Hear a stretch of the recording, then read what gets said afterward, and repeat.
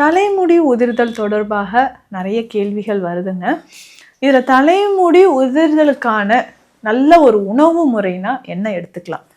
உணவு முறையில் நம்ம கரெக்டாக ஃபாலோ பண்ணி ரெகுலராக எடுத்துக்க வேண்டிய விஷயங்கள். இந்த தலைமுடி உதிர்தலுக்கான ஒரு முக்கியமான 5 உணவுகள் இதெல்லாம் நீங்கள் கட்டாயம் சாப்பிட்டே ஆகணும். ஏன் நான் சொல்கிறேன்னா, பெரும்பாலும் இந்த டீனேஜில் இருக்கிறவங்களுக்கு இந்த தலைமுடி ஹேர் ஃபால் ரொம்ப சிவியராக இருக்குங்க. அதாவது பார்த்தீங்கன்னா, ஒரு 20 இயர்ஸ்லேருந்து 30 இயர்ஸ்க்குள்ளே இருக்கிறவங்களுக்கே நிறைய ஹேர் ஃபால் ப்ராப்ளம் இருக்குது.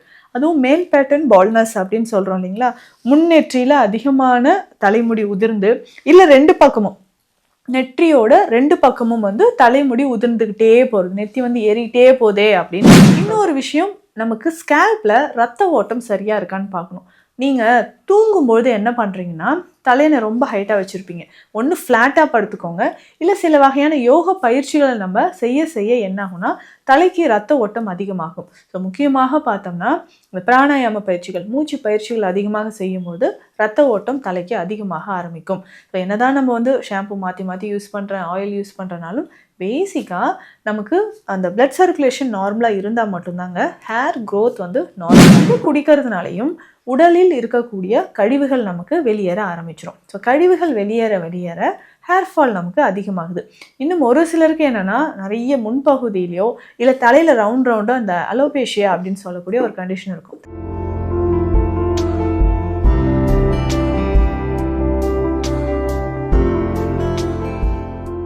வணக்கம், நான் டாக்டர் நித்யா, சித்தா ஃபிசிஷியன். தலைமுடி உதிர்தல் தொடர்பாக நிறைய கேள்விகள் வருதுங்க. இதில் தலைமுடி உதிர்தலுக்கான நல்ல ஒரு உணவு முறைனா என்ன எடுத்துக்கலாம்? உணவு முறையில் நம்ம கரெக்டாக ஃபாலோ பண்ணி ரெகுலராக எடுத்துக்க வேண்டிய விஷயங்கள் என்னென்ன?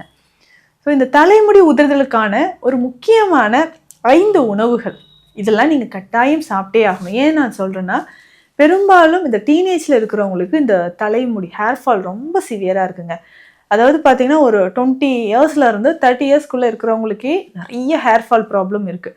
அதுவும் மேல் பேட்டர்ன் பால்னஸ் அப்படின்னு சொல்கிறோம் இல்லைங்களா, முன்னெற்றியில் அதிகமான தலைமுடி உதிர்ந்து, இல்லை 2 பக்கமும் நெற்றியோட 2 பக்கமும் தலைமுடி உதிர்ந்துக்கிட்டே போகிறது, நெத்தி ஏறிக்கிட்டே போதே அப்படின்னு நம்ம சொல்கிறோம். அதனோடு சேர்ந்து இந்த தலைமுடி உதிர்தலோடு சேர்த்து டேண்ட்ரஃப் இருக்கிறது, கிரே ஹேர், நிறைய வெண்மை நிற முடி வர்றது, இது எல்லாமே நிறைய பேருக்கு நம்ம பார்க்குறோங்க.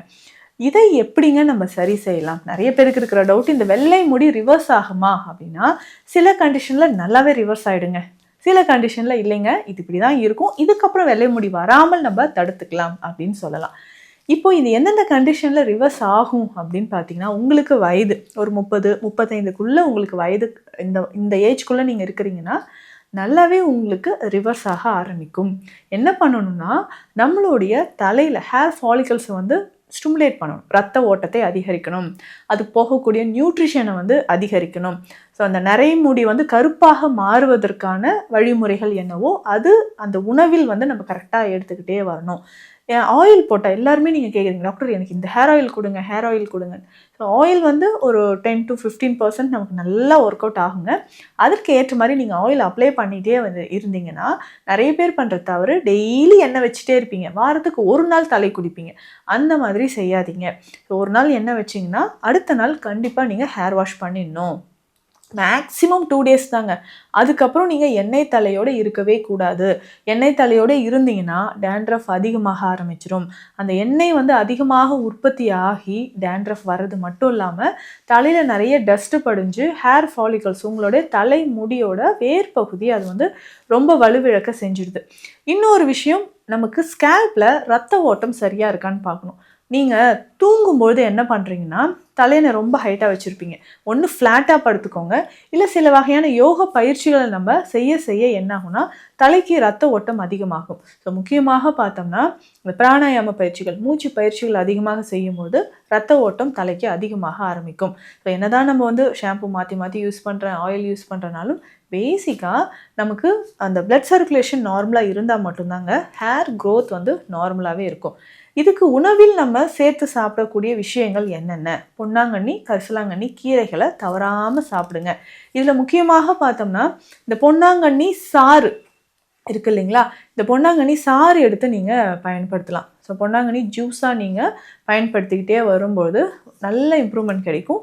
அதே மாதிரி கரிசலாங்கண்ணியும் நீங்கள் பயன்படுத்தும்போது நல்ல இம்ப்ரூவ்மெண்ட் உங்களுக்கு கிடைக்க ஆரம்பிக்குங்க.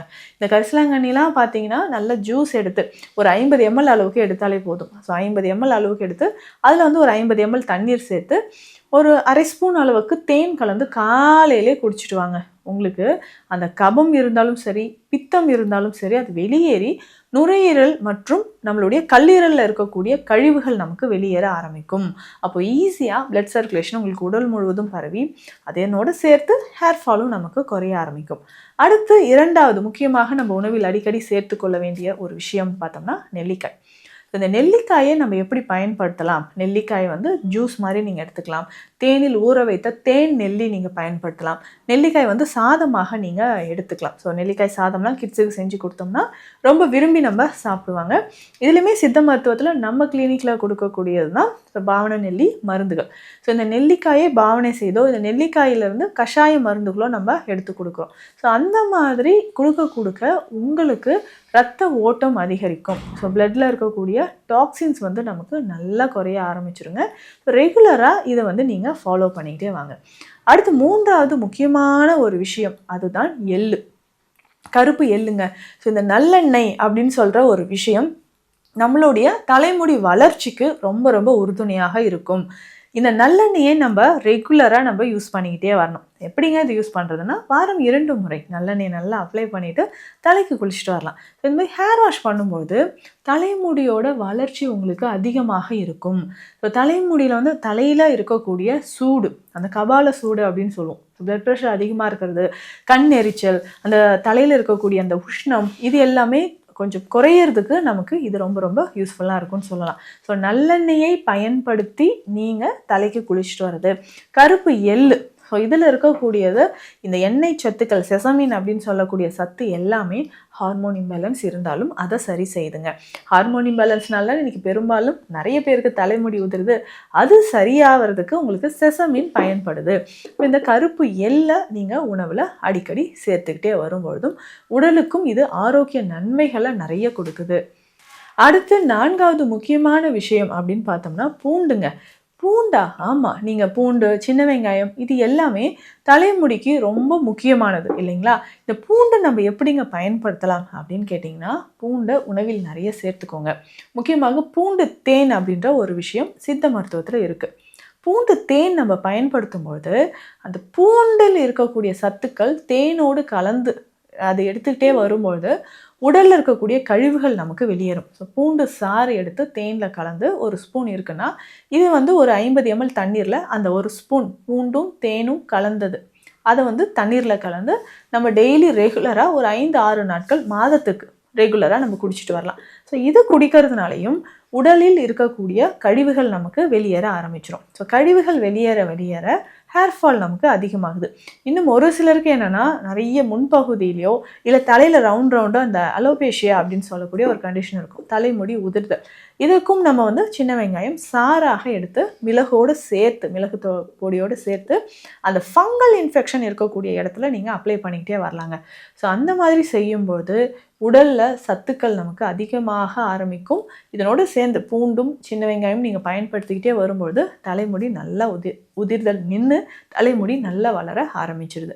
அடுத்து முக்கியமானது அப்படின்னு பார்த்தோம்னா முருங்கைக்கீரை, முருங்கை பிசின், முருங்கை விதை, இது எல்லாமே தலைமுடி வளர்ச்சிக்கு ரொம்ப ரொம்ப முக்கியமானது. முருங்கைக்கீரையெல்லாம் நம்ம வந்து தினம்தோறும் சூப் மாதிரியோ இல்லை சாறு எடுத்தோ நம்ம குடிக்கலாம். சாறு எடுக்கிறது ஒரு சிலருக்கு லூஸ் ஸ்டூல்ஸ் வர வாய்ப்பு இருக்குது, ஸோ லூஸ் மோஷன் போகிறதுக்கு வாய்ப்பு இருக்குது. அதனால் அந்த பொடியாக எடுத்து தேனில் கலந்து தினம்தோறும் நம்ம பயன்படுத்தலாம். இந்த முருங்கை பிசின் பார்த்திங்கன்னா அதிகமான உடல் உஷ்ணத்தை இது குறைக்கக்கூடியதுங்க. இந்த முருங்கை பிசினை தண்ணீரில் நைட்டே போட்டணும். சின்னதாக இருக்கும், நல்லா ரெட் கலரில் ஒரு கண்ணாடி மாதிரி ஒரு அமைப்பில் இருக்கும் பிசின், முருங்கை பிசின்.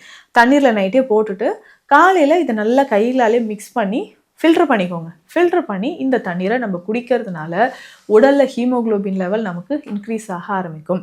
ஸோ தலைமுடி உதிர்தலும் கொஞ்சம் கொஞ்சமாக நிற்கும். இதில் பேசிக்காக என்னென்னா அயன் கண்டென்ட் அதிகமாக இருக்குது. ஸோ அதனால் உடல் உஷ்ணத்தை தணிக்கவும் இந்த முருங்கை கீரை மற்றும் முருங்கை பிசினை நம்ம பயன்படுத்தலாம். ஸோ இந்த பதிவில் சொல்லியிருக்கக்கூடிய இந்த 5 வகையான உணவுகளை அடிக்கடி உணவில் சேர்த்துக்கோங்க. தலைமுடி வளர்ச்சிக்கு இது ரொம்ப உறுதுணையாக இருக்கும். சித்த மருத்துவம் தொடர்பான மருத்துவ ஆலோசனைகளுக்கு ஸ்க்ரீனில் இருக்கிற நம்பருக்கு காண்டாக்ட் பண்ணுங்கள். நன்றி.